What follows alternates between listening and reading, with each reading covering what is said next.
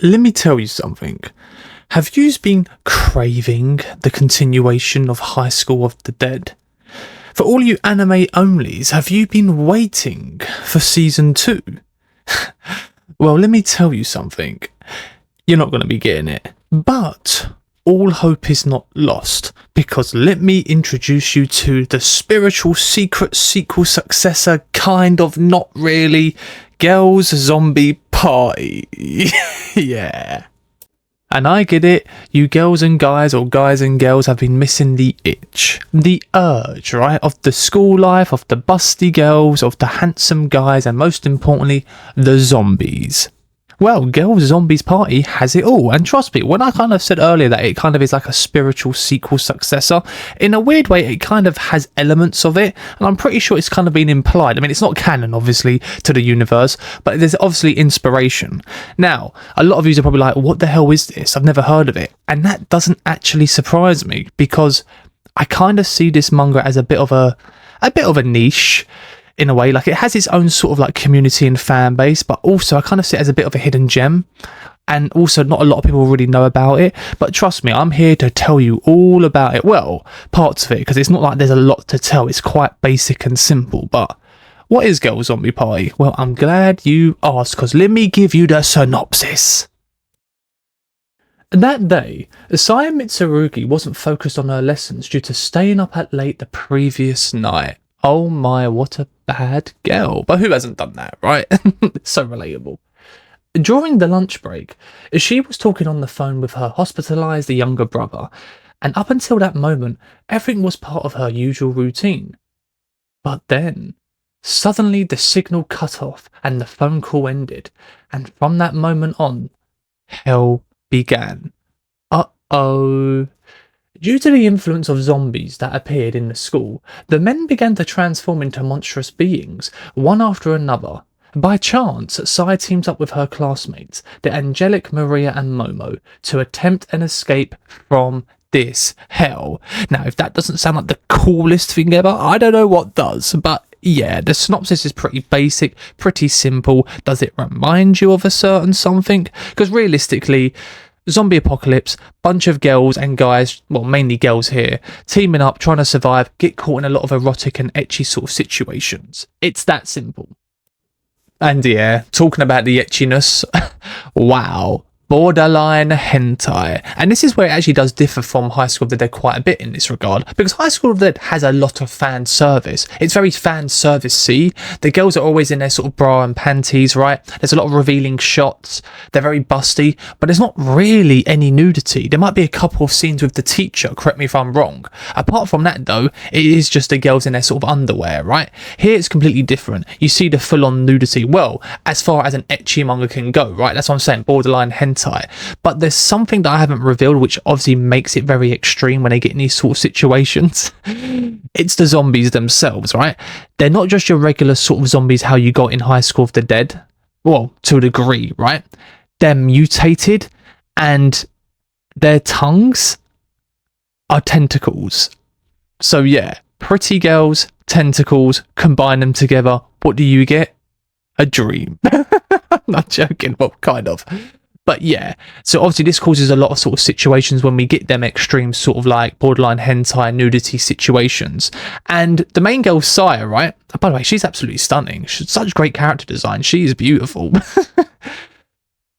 It's one of these ones where, you know, sometimes when you get like an ecchi manga or an anime, and you might have the main female heroine or character, usually when you get these sort of like etchiness or whatever you want to call it scenes happen, it doesn't usually happen to the main girl, and sometimes you're left wondering, oh yeah, I want to see what she looks like and all this sort of stuff in these sort of situations. You know what I mean, right? Like, you know what I mean. I'm not weird saying all this.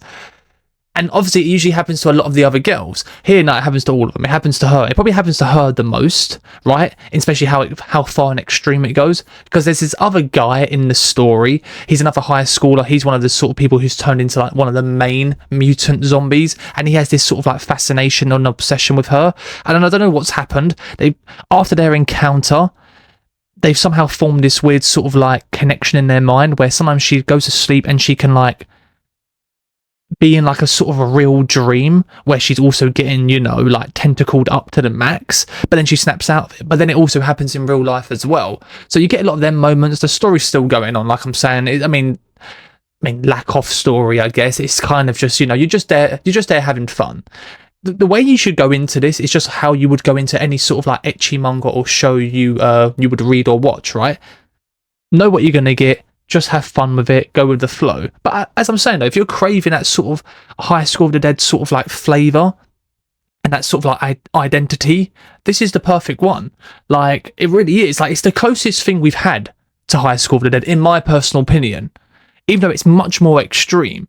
The art's cool, the girls look great, the fan service and the ecchi scenes are absolutely amazing. There's a lot of, there's quite a few bonus chapters as well, right? So it goes even more further. There's actually quite a lot of characters. They're all different types of girls, you know, there's some really cool illustrations as well. There's some coloured panels. So yeah, no, I definitely recommend it. You know, these sort of like mangas where they're not really talked about at all. No one talks about these, right? Or they're not really that well known. These are the sort of ones that I like the most because the way they sort of like depict these sort of like aspects of ecchi, I don't know, there's something about it, right? It's just like, it's the allure of it, right? It's like the urge you get from it. I don't know, it just feels proper ecchi to me. Like, it just works. So yeah, I'm trying to give these people who work on it, you know, the justice they deserve. You know, I'm trying to put their name more out there. So I'll put their links in the description and I recommend everyone reading it. I'm pretty sure it's on the Seven Seas Entertainment website as well. I think it just got like officially sort of like published, or within the last 6 months it did. So I guess that's a bonus if you know what Seven Seas Entertainment is.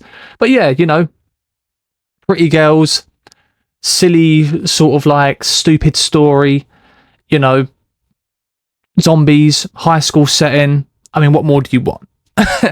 But yeah, there's a lot of other mangas like this, not in terms of like a zombie sort of genre, but I mean that are very good ecchi wise, but don't really get talked about enough. There's one which is basically become my favourite ecchi manga at the moment, which I don't think anyone's probably heard of, and I recommend everyone reading it. And I'll be making a video on that one soon. I might just give a little quick tease or glimpse here on screen.